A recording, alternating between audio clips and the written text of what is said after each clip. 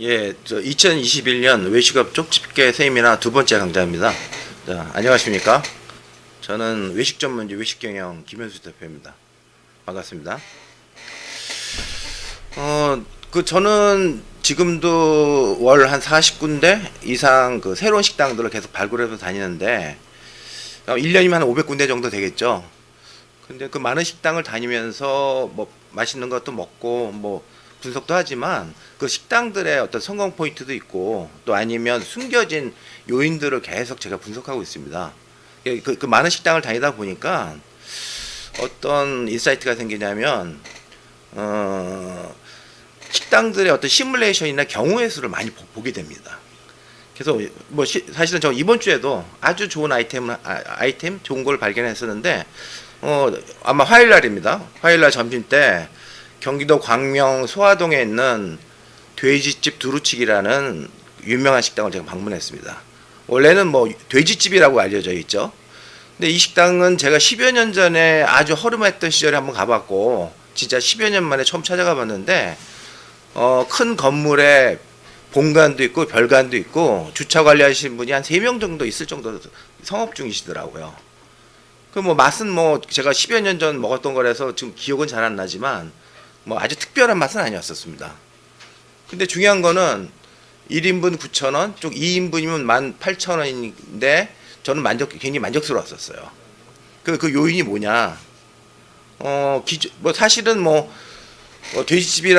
돼지집이 서울 시내 경기도에서 가장 유명한 두루치기 집이긴 하지만 어떤 맛의 문제가 아니라 소비자 만족도를 확실히 주는 아주 셀링 포인트가 있더라고요. 자, 돼지집은요. 일단 어떤 부위를 쓰냐면요. 일반 식당들은 뭐 전지나 전지나 사태 같은 그 부분육을 쓰는데 돼지 한 마리를 통으로 잡아가지고 모든 부위를 소진한 점포입니다. 수익성이 되게 좋겠죠.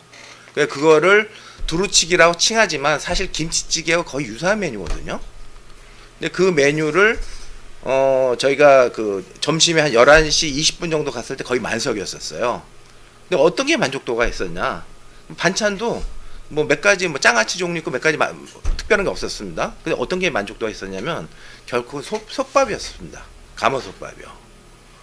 자, 지금도 뭐 잡지 같은 데다 가마솥밥 광고도 많이 나오고 그러지만 뜨거운 밥에 대한 만족도는 굉장히 그 중요한 부분이지만 저는 그날 그 돼지집 가서 느꼈던 게 뭐냐면 그 두루치기라든가 짜글이라든가 김치찌개 같은 얼큰한 베이스의 돼지고기 베이스 음식들은 뜨거운 밥하고는 너무 밸런스가 잘 맞더라고요. 그래서 만약에 제가 회사 근처에 있으면 일주일에 한 번 정도 갈 정도로 만족도가 좋았습니다.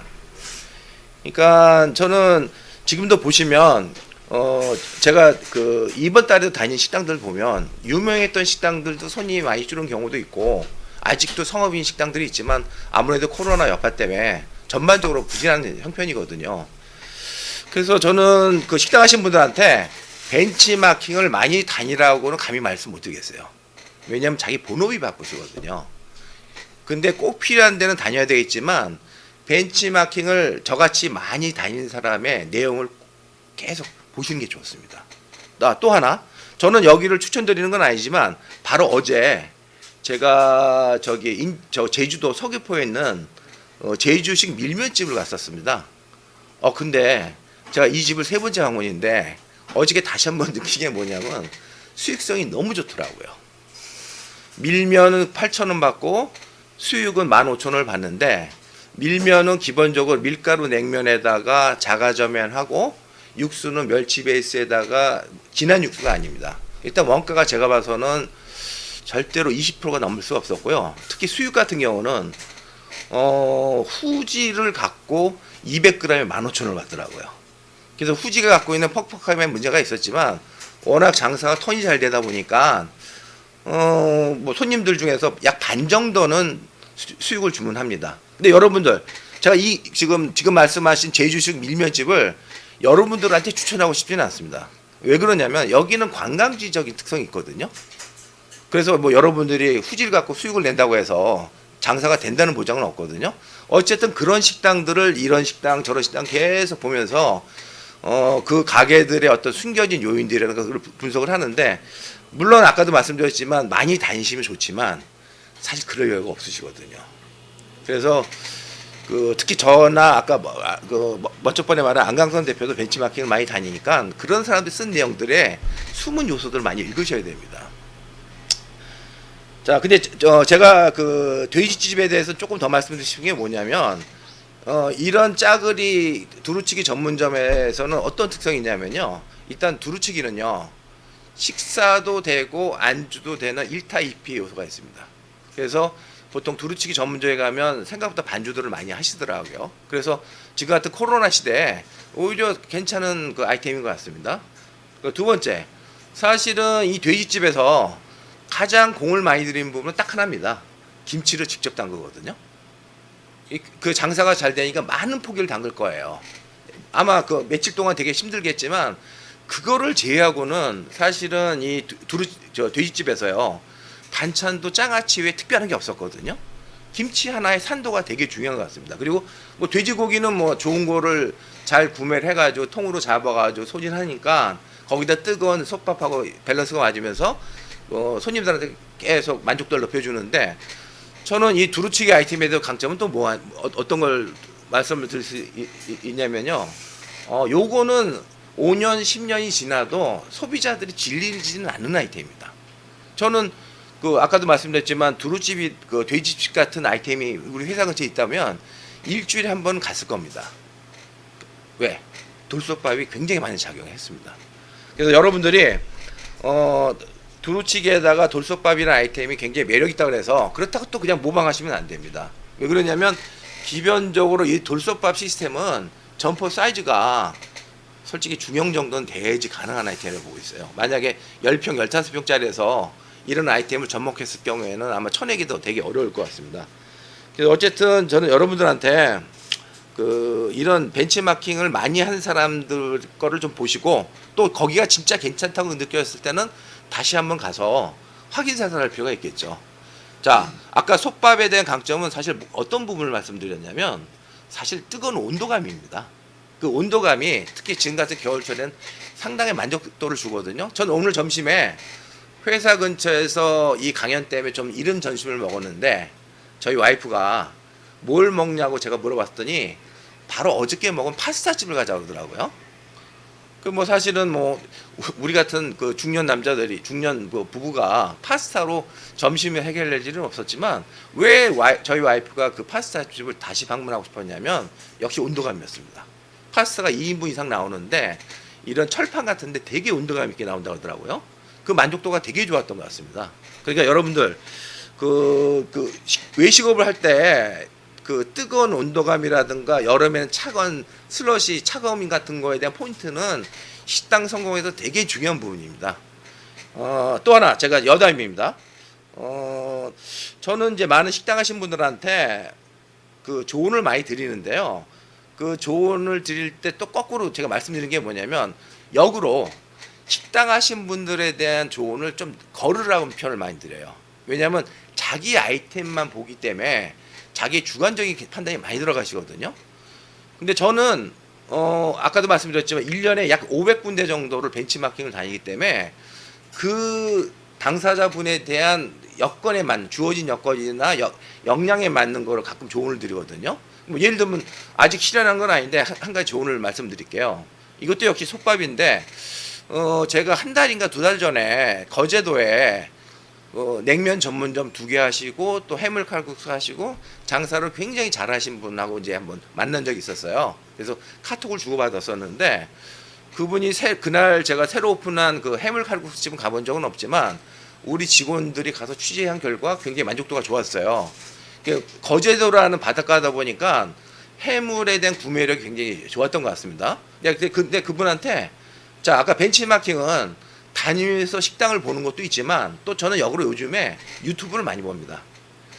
맛집 유튜브라든가 일본 유튜브가 많이 보는데 유튜브라든가 드라마 봤을 때 일본 먹방 드라마 봤을 때 일본식 해물솥밥이 나왔는데 제가 그걸 보는 순간 되게 먹고 싶더라고요. 참고로 저는 해물을 아주 좋아하는 편은 아닌데 그런 해물솥밥 같은 거는 되게 제 입맛에 맞는 것 같아요. 그래서 이 아이템 되게 좋겠다 하고 생각했었고 실제로 그런 아이템이 그 서울 인사동에 있지만 가격을 너무 고가로 받다 보니 장사는 그다지 안 되는 것 같아요. 뭐 보통 제가 봐서는 약 15,000원 정도가 적당한 가격인데 거기는 한 3만 원 정도 받거든요. 근데 어쨌든 그 가게가 지금 20년, 30년 장사를 하는 거 보니까 문을 안 닫았어요. 근데 저는 바닷가에서 15,000원 정도에서 18,000원 정도의 푸짐한 해물솥밥이라는 게 매력 있다고 생각해서 그 내용을 그 거제도에 있는 그 식당 대표님, 굉장히 개념이 있는 분입니다. 보냈더니 얼마 전에 페북을 봤더니 해물솥밥을 개발 중이라고 딱 올리시더라고요. 그또 나중에 알고 봤더니 제 조언을 들으신 것 같아요. 물론 이제 결과물이 어떻게 나올지 모르지만 제가 추측하건대 그 해물솥밥은 그 가게에 되게 좋은 메뉴가 될 수 있다고 판단됩니다. 꽤 효자 메뉴가 될 수 있다고요. 특히 거제도 같은 경우는 주말에 외지 관광객들이 많이 오는 그 상권이거든요. 요런 해물솥밥 15,000원에서 18,000원짜리가 굉장히 적당한 메뉴입니다. 자, 제가 여러분한테 해물솥밥 얘기했다고 이건 다 해야 되는 건 아닙니다. 거제도, 예를 들면 목포 요런 관광지 같은 데서는 요 아이템이 꽤 괜찮습니다. 그러니까 우리는 남의 조언이나 아이디어를 들을 때 보면 자기에 맞는 거를 받아 드시는 게 굉장히 필요한 것 같아요. 그래서 어쨌든 오늘은 제가 짧은 시간에 많은 거 설명을 드릴 수는 없고요. 제가 요즘 다니다 보고 제가 분석을 하다 보니까 그래도 코로나 시대에 요런 아이템이 분명히 낫다는 걸 몇 개 제가 발견한 게 있습니다. 그거를 제가 설명을 좀 드리겠습니다. 일단 첫 번째는요. 감자탕입니다. 감자탕 앤드 뼈 해장국인데요. 저는 기본적으로 뭐 설렁탕이나 곰탕이나 뭐 순댓국 같은 아이템에 대한 그 매력을 되게 대단히 많이 느끼고 있어요. 뭐 여러분 잘 아시겠지만 괜찮은 국밥은 한번 틀을 잡아놓으면 10년, 20년 가거든요. 근데 그건 사실인데 지금 같은 코로나 시대는 뭐가 필요하냐면요. 빠른 시기일 내에 해결할 수 있는 아이템을 선택하셔야 됩니다. 제가 그래서 뭐 작년에 뭐 설렁탕도 연구해보고 순댓국도 연구해봤는데 뭐 설렁탕 같은 경우는 누군가가 개념 있게 잘 하시면 분명히 좋은 아이템인 건 틀림없지만 한편으로는 누가 설렁탕 전문점 처음에 런칭해서 시작했을 때 시간이 걸립니다. 저는 최소 2년, 3년 정도는 투자를 해야지 설렁탕 전문점으로 확고하게 자리를 매길 수 있다고 생각하고 있거든요. 물론 곱창도 마찬가지입니다. 그 다음 부분은 이제 순댓국밥인데요. 순댓국밥 갖고 뭐 작년에 뭐 아직도 굉장히 장사도 잘 되고 뭐 SNS 마케팅으로 그 붐업된 식당도 되게 많습니다. 그래서 저도 순댓국도 많이 다녀봤는데 순댓국은 역으로 역으로 취약점은 뭐냐면 거꾸로 순댓국 전문점이 지금 포화 상태입니다.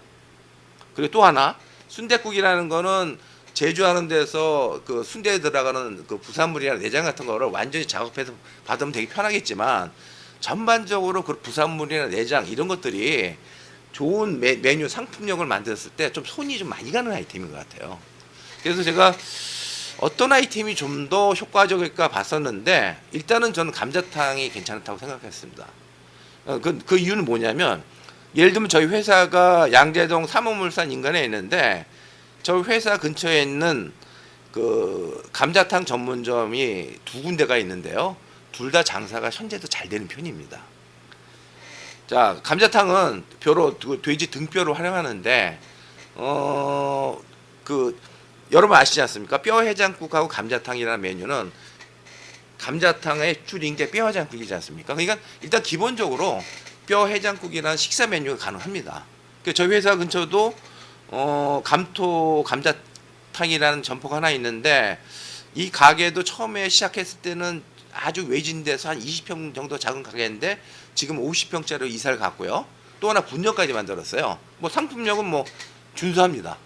근데 중요한 거는 우리 회사 근처에 있는 20대, 30대, 40대, 50대 직장인들이 그 뼈 해장국에 대한 선호가 굉장히 높더라고요. 왜 그럴까요? 기본적으로 뼈 해장국이라는 메뉴는 약 8,000원에 고기 섭취량을 충분히 먹을 수 있는 메뉴이기도 합니다. 여러분도 감자탕은 여러분들이 잘 알다시피 주로 그 수입산 등뼈를 쓰는데 또 일부 또 이렇게 일부 점포들은 국산 등뼈를 잘 활용하고 있거든요. 근데 국산 등뼈 같은 경우는 지금 일반 마트에서 물론 살집은 적을지 몰라도 키로에 한 2,000원대라는 아주 좋은 가격인 것 같아요. 그래서 제가 그 돼지고기 그 제조 유통하시는 분한테 물어보면 가장 많이 남아도는 부위는 후지보다 등뼈라고 말씀하시더라고요. 그 이걸 소진할 수 있는 요지가 굉장히 있습니다.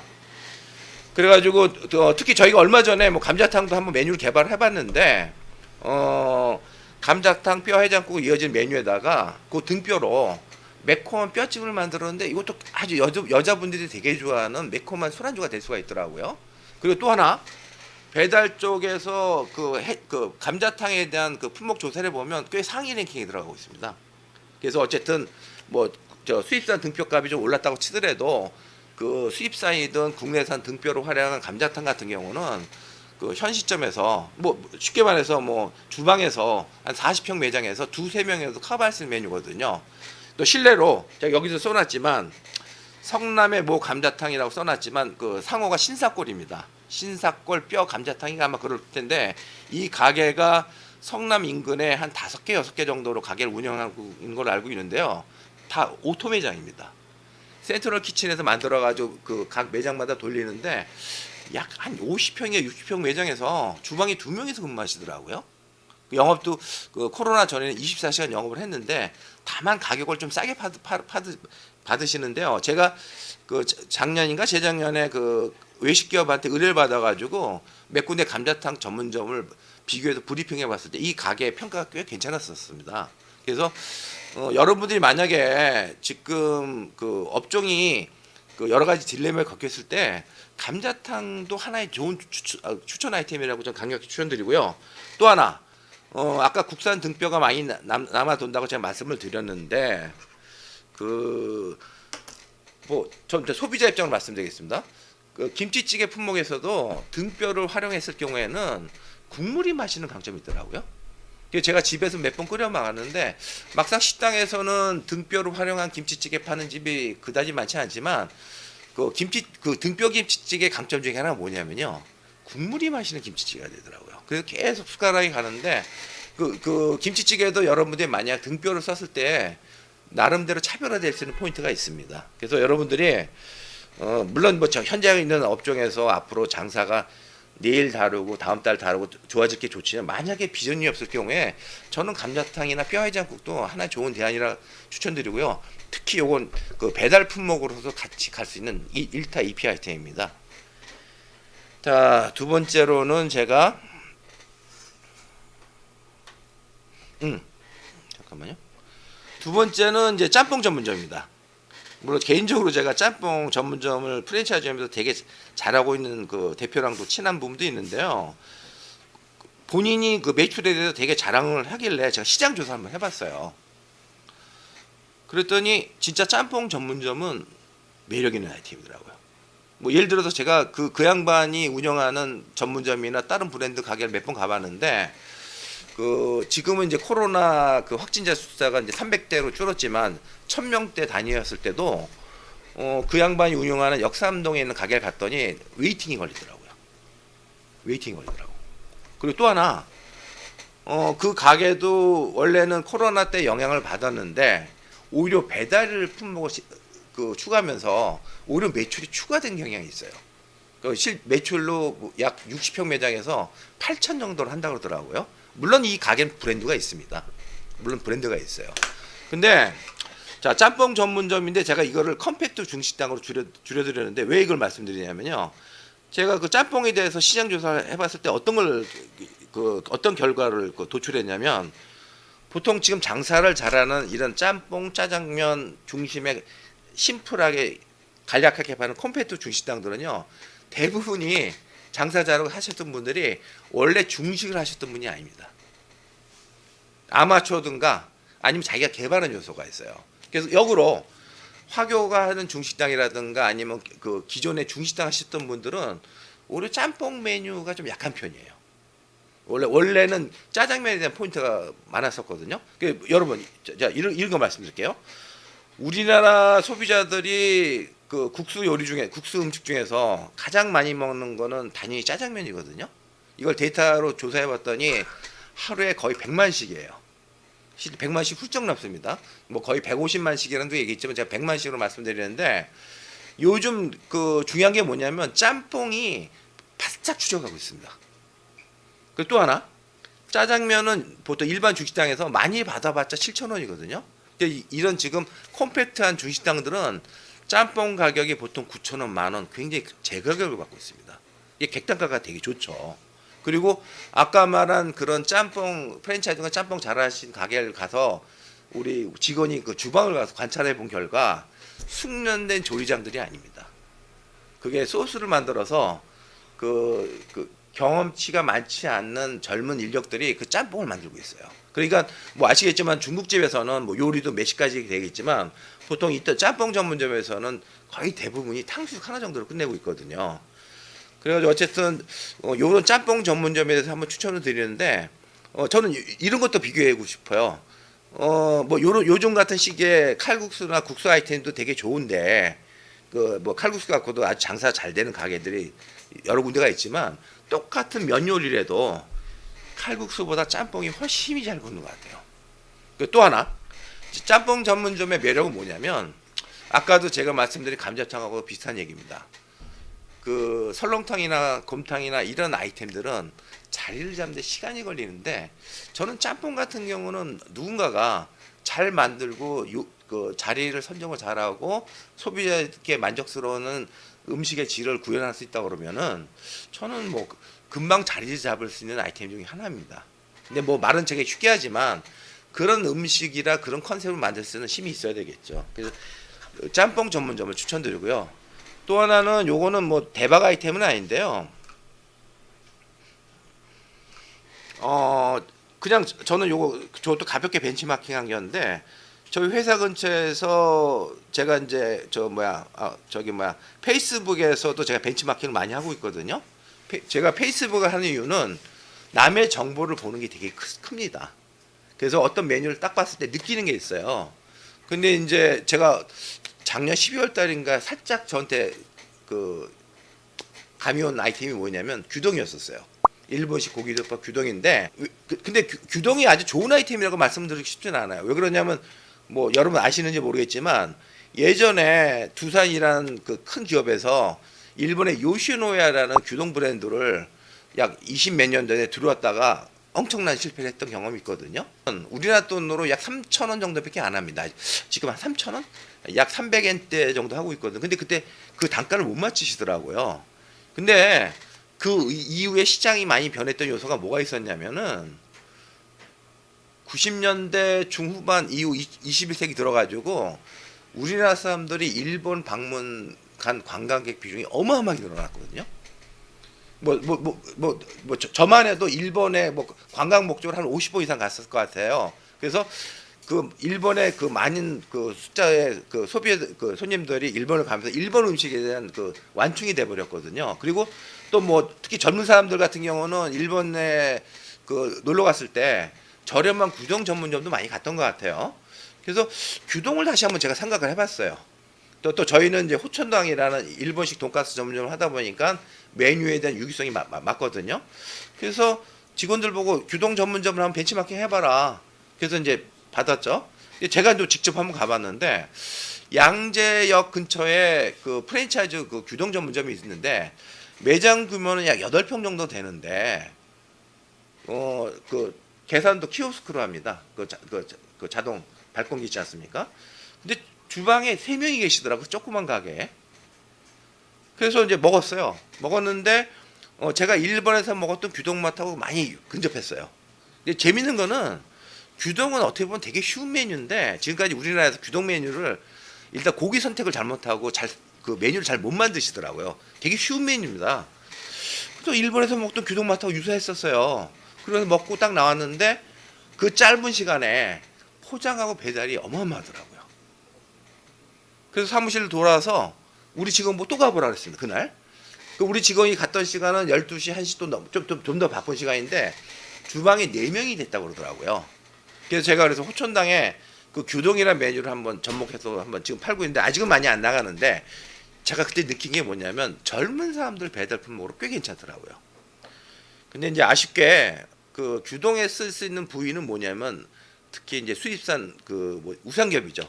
그 업진살이라고 그러죠. 이게 원래는 그 차돌배기하고 좀 비슷한 부위이지만 원래는 저렴한 부위였었는데 요즘 가격이 많이 올랐더라고요.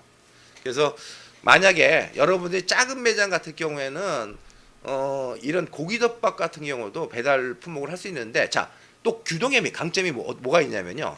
규동의 강점은 뭐가 있냐면 반찬이 없습니다. 예, 제가 아시는 분이 요새 도시락 배달한다고 하는데 반찬을 10가지 깔아놨는데 좋죠. 좋은데 문제는 뭐 어쨌든 그 감당할 수 있는 부분이 있거든요. 그래서 요것도 한번 생각해 보세요. 그 아주 좋은 아이템이라고 말씀을 못 드리지만 굉장히 매력적인 아이템입니다. 그 또 하나는 다음 거는 요거는 이제 뭐 죄송하지만 시즌적으로 많은 아이템인데요. 그 제가 조금 아는 지인이 원래 그 유통을 하시다가 그 만두 전문점을 오픈하셨는데 12월 달에 최고 매출을 올렸다 그러더라고요. 제가 그 가게 가보진 않았어요. 그러니까 뭐 여러분 아시겠지만 만두는 동절기 메뉴거든요. 여기서 만두 전문점이랑 거는 좀 쉽게 말해서 여기서는 만두국, 만두 전골, 떡만두국을 말씀드린 것 같은데 이제 뭐 하여튼 죄송하지만 이 부분은 뭐냐면 인건비가 들거든요. 만두를 조리하는데. 근데 만두를 꽤 기본적인 맛을 냈을 때 기본 자리가 됐을 경우에 특히 중산층 상권에서는 만두는 제가 봐서 망하는 걸 거의 못 봤던 것 같아요. 기본은 무조건 찍습니다. 물론 서울 경기도 기준입니다. 이게 뭐 전라도라든가 뭐 경상도에서 만두가 그렇게 많이 팔린다까지 보장 못하지만 최소 서울 경기도 충청도까지는 그 만두 전골에 만두국 같은 메뉴가 여름에 굉장히 겨울에 굉장히 꽤 오르는 매출인데요. 또 아시겠지만 이게 테이크아웃이 굉장히 많거든요. 다만 이 아이템의 문제점은 뭐냐면 만두는 칼국수 같은 아이템들은 여름 겨울 장사가 다 되는데 만두는 겨울 가을 메뉴거든요. 그럼 여름을 어떻게 극복하냐? 그거에 대한 고민은 좀 필요하실 것 같습니다.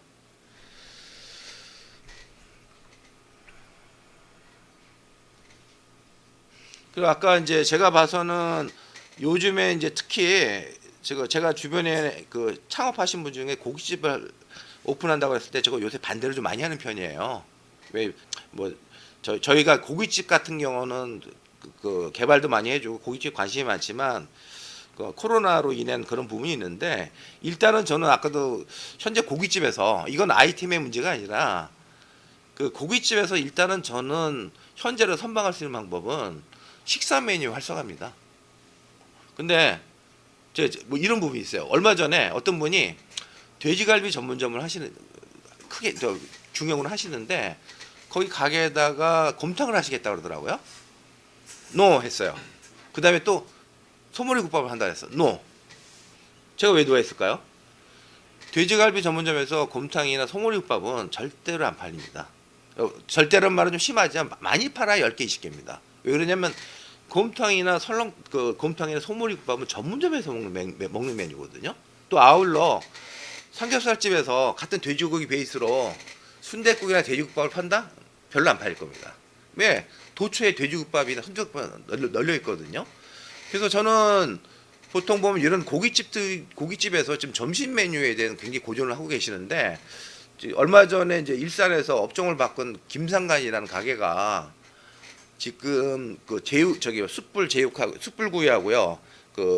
짜그리찌개로 배달을 곧잘 하고 계시더라고요. 이게 현 국면에서는 소비자들이 먹을 수 있는 메뉴를 배달을 하든가 점심 메뉴를 활성화시켜야 되는데 아까 우리 그 안강선 대표가 그 가성비 말씀을 드렸지 않습니까? 예. 그래서 저는 이렇습니다. 뭐 돼지고기 전지나 후지 같은 경우는 아직도 가격이 너무 좋아요. 근데 똑같은 메뉴를 팔아도 제육 백반이라 팔았을 때는 힘이 안 붙어요. 그 메뉴명이 갖고 힘이 있거든요. 근데 자 제육도요. 저는 그 키로에 약 3,000원 정도 한다는 후지 같은 경우도 어떻게 만들어서 5,000원에도 저는 고기를 200g, 300g 줄 수 있다고 보고 있거든요. 물론 5,000원 받으면 안 돼요. 6,000원, 7,000원 받아야 되겠죠. 근데 저는 이제 보통 식당 하신 분들이 예를 고깃집에서도 식사 메뉴 활성화했을 때 그 식사 메뉴 활성화할 수 있는 사실 아이디어가 좀 빈곤하시더라고요. 제가 아까도 말씀드렸지만 제일 먼저 서두에 말씀드렸던 두루치기 집이 있어요. 두루치기 말씀드렸지 않습니까? 저는 그게 삼겹살집에서 최고의 메뉴인 것 같아요. 삼겹살 전문점이 한 50평, 60평 됐을 때 그 메뉴만큼 괜찮은 메뉴가 없다는 판단이 들어요. 그리고 아까 말한 그 두루치기 전문점 돼지집도 두루치기 외에 삼겹살 딱 하나 파시더라고요. 물론 많이는 안 나가실 거예요. 그래서 그 고깃집에서 점심 메뉴를 활성화시킬 수 있는 방법이 돼서 뭐 여기서 다 설명을 드릴 수는 없지만 제가 제일 원하는 건 뭐냐면은 메뉴 개발해서 저렴한 부위를 충분히 소비자한테 만족도 있게 던지는 방법이죠. 자, 그 다음에는, 자, 6번째는 그냥, 요거는 그냥 제가 우리 직원들한테 보고받은 건데요. 대치동에 있는 그 지하상가에 국밥 포장집이 있는데 장사가 굉장히 잘 된다고 그러시더라고요. 보통 대치동이라는 상권이라는 거는 고급 상권이죠. 중산층 고객들 사는 그 가게인데 국밥을 한 7,000원, 8,000원대 배달, 포장이나 배달하는데 장사가 잘 된다는데 제가 그때 느낀 게 뭐냐면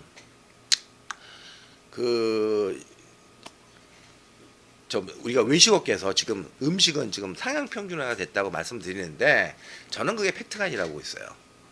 저보고 예를 들면 그 강남에서 양재동에서 뭐 대치동에서 국물이 맛있는 국밥집 저보고 추천해달라면 떠오르는 데가 없어요.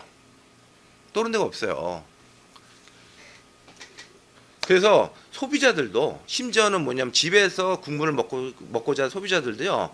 좋은 국물의 국밥에 대한 니즈가 있는데 그게 없으니까 아까 말한 대치동 그 지하상가에 있는 그 국밥 배달 전문점이 그 포인트를 되게 많이 팔린다고 하더라고요. 그러니까 아까도 우리 안강선 대표가 본질 얘기했는데 그 본질이라는 건 뭐냐면 기본적으로 저는 요즘 외식업계에서 아까운 게 뭐냐면 크게 이제 오픈하신 가게분들이 공간이라든가 디자인 쪽에 투자를 되게 많이 하시는데 막상 본질에 대한 투자를 잘 안 하시더라고요. 자, 비근한 일 하나 더 말씀드릴게요. 저는 된장국이라는 아주 평범한 메뉴가 정말 평범하지 않습니까? 서울에서 된장국을 맛있게 먹은 가게가 거의 없어요. 유일하게 양재동에 있는 그냥 이름도 없는 그 뷔페집인데 그 목요일마다 나오거든요. 그래서 제가 거기를 많은 사람을 데릴 거면 다 만족도가 있었던 것 같아요. 그래서 저도 한번 만들어 봤는데 아니 된장국 하나도 사실은 소비자들한테 만족스럽게 구현하는 식당들이 없거든요. 근데 여러분들이 저는 아까도 말씀드렸지만 국물 갖고 포장만 해더라도 매력이 있는데 사실 뭐 맛잡는 거는요 좀 연구하면 됩니다. 연구하든가 아니면 잘하시는 분한테 좀 의뢰하시면 됩니다. 그래서 국물 포장 판매를 활성화시키는데 전제 조건은 맛을 잡아야 된다는 게 전제 조건입니다. 그리고 요거는 또 하나 요즘에 제가 조금 괜찮게 본 아이템이 뭐냐면 요것도 제가 한번 개발을 해봤던 요소가 있는데요. 용산에 가면 3대 해장국이 있어요. 그 창성옥하고 용문해장국하고 또 한성옥이라는 3대 해장국이 있는데 보기 드물게 그 용산에 있는 3대 해장국들은 소 목뼈를 활용합니다. 그리고 역사들이 다 50년, 60년 됐어요. 그래서 제가 2개 정도 가게를 가봤는데 용문해장국이라는 그 해장국집을 갔더니 진짜 메뉴는 딱 한 가지 파시더라고요. 소 목뼈 해장국이요. 요 메뉴의 특성은 뭐냐면 된장 베이스에 키로에 약 4,000원 정도 하는 수입산 소 목뼈를 쓰고요. 선지를 활용합니다. 우리 또 얼마 전에도 거기 벤치마킹에 갔는데 뭐 괜찮았습니다. 만족도 좋았어요. 그 8,000원을 지불할 정도의 음식의 그 퀄리티가 있었는데 이 회사에서 얼마 전에 그 RMR 그 식품 제조 전문가한테 제조를 해달라고 부탁해서 밀키트 제품을 만들었는데 제가 그걸 받아서 먹어봤는데 선지가 못 들어가서 푸짐함은 좀 약했지만 전반적으로 밀키트 제품은 굉장히 괜찮았던 것 같아요. 자, 여러분 서울에 있지 않습니까? 특히 강남에 중앙해장국이라는 여러분들이 굉장히 그 선망하는 해장국집 있지 않습니까? 뭐 전성기 때 하루에 뭐 3천만 원 팔았다고 그러더라고요. 근데 그 대치동에 있는 중앙해장이 장사가 왜 잘 됐냐면 그 전만 해도 강남구 서초구에 딱 떠오르는 해장국집 한 군데도 없었던 것 같아요. 근데 그거를 중앙해장이 먹었던 것 같아요. 그래서 올해 해장국 같은 경우는 주로 서울에서도 강북 쪽에 포진했던 것 같아요. 근데 보통 이제 우리가 해장국은 보통 대부분 그 베이스가 양평 해장국으로 대표되는 내장 계열이거든요. 아까 중앙해장도 그런 계열이에요. 근데 아까 용산에 있는 그 3대 해장국은 소 목뼈를 쓰는데 요것도 요거 나름대로 매력 있는 게 뭐냐면 일단 국물 쪽에 강점이 있는 것 같아요. 소 목뼈를 쓰다 보니까 약간 갈비탕 대체 품목이 있거든요. 자, 강남 서초에도 이런 해장국 하나도 없습니다. 없습니다. 이게 해장국이라는 거는 그 술을 해장한다는 그 개념도 있지만 식사 메뉴로서는 남자들한테 꽤 좋은 메뉴거든요. 그건 용문 해장국처럼 단품을 파면서 저는 요걸 HMR 제품까지 만든다 했을 때는 굉장히 효율성이 좋은 것 같아요. 반찬도 깍두기 딱 하나입니다. 그리고 또 하나는 저는 다음 거는 찌개 전문점을 말씀드린 건데 이것도 결국은 여러분들의 추천해 주는 이유 중에 하나는 뭐냐면 오퍼레이션 부분이에요. 제가 이제 강연 때 자주 드리는 말씀인데요. 우리나라 사람들이 가장 뭐 대표적인 게 된장찌개지 않습니까? 근데 된장찌개라는 메뉴는 식사 메뉴가 아니라 고깃집 후식인 건 부지의 사실이거든요. 그래서 제가 보통 보면은 제가 순두부라든가 뭐 고추장찌개라든가 비지찌개, 두부찌개 같은 이런 찌개류가 그 고객들이 되게 선호하는 건데 보통 그 찌개 전문점들은 반찬이 최소화된 부분이 있는데요. 예를 들면 순두부 같은 케이스도요. 보통 보면은 그 순두부 선호도가 생각보다 꽤 높습니다.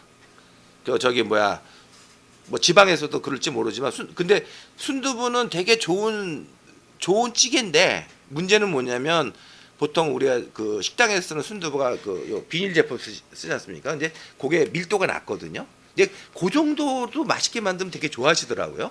원가도 되게 좋고요. 그 다음에는 이제 고추장찌개라고 아마 여러분들 고추장찌개라는 메뉴가 식당에서는 별로 안 파는데 제가 벤치마킹을 해서 한번 만들어 봤더니 고추장찌개의 강점은 뭐냐면 국물을 떠먹는 강점이 있어요. 또 하나는 가벼운 술안주의 개념이 있어요. 그 다음에는 고추장찌개는 식당에서 잘 안 팔아요. 생소한 부분이 있어요. 그래서 저희가 고추장찌개를 만들 때 보통 이 장류, 된장이나 고추장 같은 장류를 끓이는 그 찌개 같은 경우는 보통 고기가 소고기 베이스가 맞는 건 틀림없어요. 근데 거기다가 제가 유부를 넣어봤더니 뭐 제가 봐서는 뭐 하루에 100개 정도 팔릴 수 메뉴라는 생각이 들거든요. 그래서 제가 다음 주에는 제가 제가 잘 아는 식당 대표를 한번 방문해서 약간 상담을 드릴 예정인데 이제 코로나 시대다 보니까 투자 비용을 최소화시킬 수밖에 없는 입장이라서 저는 그분한테 찌개를 좀 추천해주고 싶어요. 다만 저희가 그 찌개를 몇 개 개발한 게 있어가지고 충분히 퀄리티를 낼 수가 있습니다. 그래서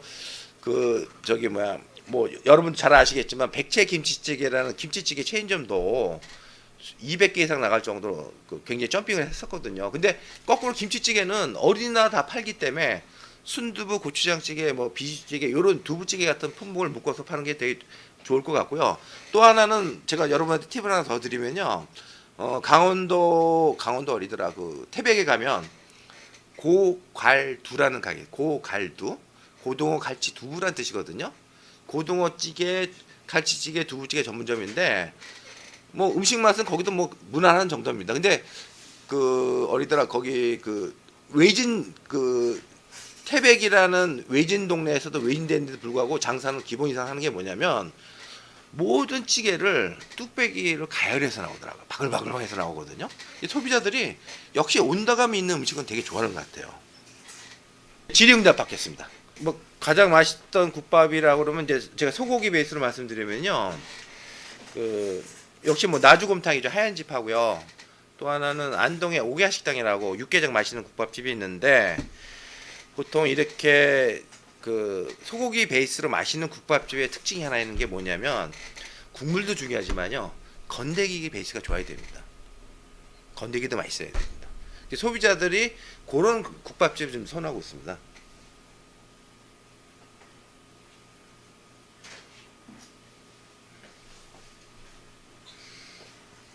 감자탕 벤치마킹 추천 식당 세 곳을 추천 부탁드렸는데요. 아까 말한 대로 제가 그냥 한 군데만 말씀드릴게요. 왜냐하면 그 가게가 그걸 잘 하시더라고요. 성남시에 점포 여러 군데 하는 신사골이라는 데를 저 추천드리고 싶어요. 다만 이 가게가 좀 가격을 좀 저렴하게 받으시더라고요. 뼈해장국 6,500원 받는데 저는 그 8,000원 받아야 된다고 생각하고 있습니다.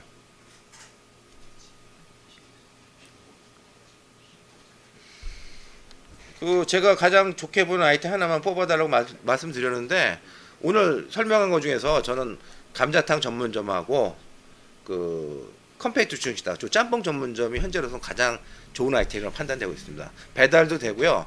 그리고 중요한 건 빨리 뜹니다. 저 양식당 오래 운영하셨는데 한식점 업종 바꾸는다고 말씀드렸는데 마침 저희도 어저께 저 셰프랑 저 제주도 갔다 왔을 때 그 셰프한테 이런 질문 던졌어요. 네가 옛날로 다시 돌아가면 어떤 걸 하겠냐? 역시 한식을 하겠다 그러는데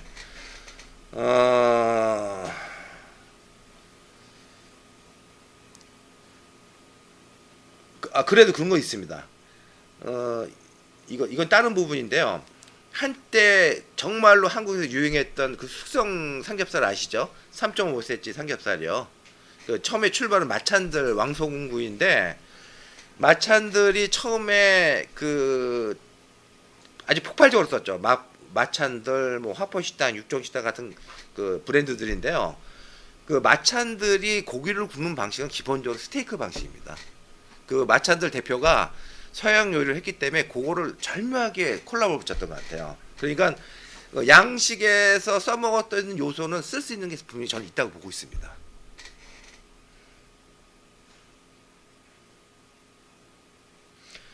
고깃집 돌파구로 배달을 어떻게 생각하시나요? 말씀드렸는데 일단 뭐 삼겹살은 한 돈으로 했을 때는 단가 맞추기 되게 어려울 거고요. 역시 그 양념육인데요. 저는 일단은 그 배달은 맛도 중요하지만 가성비가 중요하기 때문에 서로 그 조합을 잘 만들어야 된다고 생각하는데요. 제가 이제 또 그 좀 특별한 얘기 하나 말씀드리면 요즘 저희가 개발하는 게 뭐냐면 쫄면을 소바쭈이하고 접목을 해가지고 만들어봤는데 꽤 맛있습니다. 그래서 그 쫄면 같은 경우는 그 배달하고 1시간 정도 지나도 충분히 면의 탄성을 유지할 수 있기 때문에 뭐 예를 들면 쫄면하고 양념갈비하고 이런 밸런스 같은 조합이 되게 괜찮은 것 같고요. 그 면 중에서 쫄면은 배달할 수 있는 굉장히 좋은 면류라고 생각하고 있습니다. 일식 고기덮밥 가격은 어느 정도가 적당한가요? 말씀드렸는데 저는 기본적으로는 7,000원 내지 8,000원이고요. 예를 들면 그 수입산 수입산 우삼겹으로 했을 때 고기는 120에서 150g 정도인데 중요한 포인트가 하나 있습니다. 뭐냐면 돼지고기로 만들 수 있는 메뉴가 필요한 것 같습니다. 미국산 목전지로 일본식 효가야끼 같은 거를 만들 수 있다 그러면 저는 굉장히 수익성이 많이 남았다고 보고 있습니다. 육개장 브랜드를 배달하는데 어떤 부분에 포인트를 줘야 하나요? 육개장 부분은 제가 육개장을 되게 좋아하고 잘 알지만 육개장 부분은 사실은 그 육개장을 전국적으로 잘하는 데가 그렇게 많지는 않지만 육개장은 뭐 여러분 좀 죄송한 얘기지만 장례식 음식이라는 인식이 있거든요. 이제 육개장이 맛있게 할 때 포인트 핵심은 뭐냐면요. 매운 게 아니라 깔끔해야 됩니다. 그리고 여러분들 잘 아시겠지만 홍익 육개장이나 그 육대장 같은 프랜차이즈들이 100개, 200개씩 막 전개했는데 그 집 육개장들은 대체 포인트를 다 파에다 뒀습니다. 파. 육개장인데 파게장이죠. 이건 대전에서 출발한 파게장입니다. 찌개 식당에서는 그 반찬이 중요한가요? 신메뉴 출시가 중요하다 그러는데 저는 다 중요합니다. 그 우리나라 많은 식당들이 반찬이 변화가 없습니다. 그래서 저는 반찬을 많이 주는 것보다는 반찬을 5가지 미면 주면서 계속 바꾸는 게 중요한 것 같아요. 여하튼 여러분들이요 벤치마킹을 많이 다니면 좋지만 벤치마킹을 다닐 수 있는 여유가 없기 때문에 벤치마킹을 많이 한 사람 내용을 꾸준히 보셔야 되고요. 본인이 괜찮다고 생각했을 때는 꼭 가보셔야 됩니다.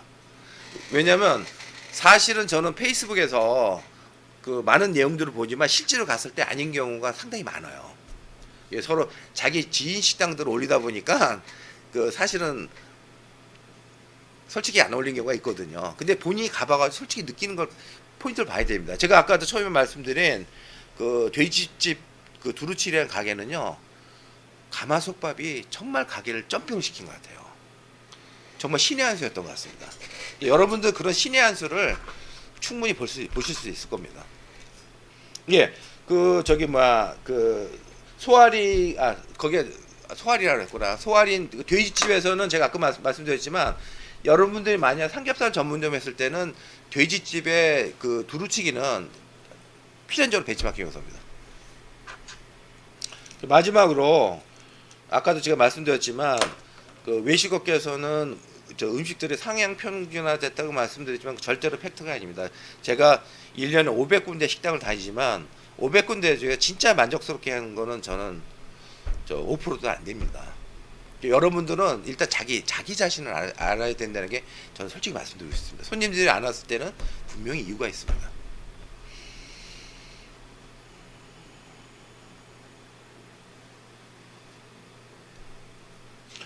우리나라 규동의 성장이 크게 못한 이유가 뭔지 궁금합니다. 사실 규동은 저는 좀 전망이 있다고 보는데요. 사실은 수입산 소고기 가격의 인상입니다.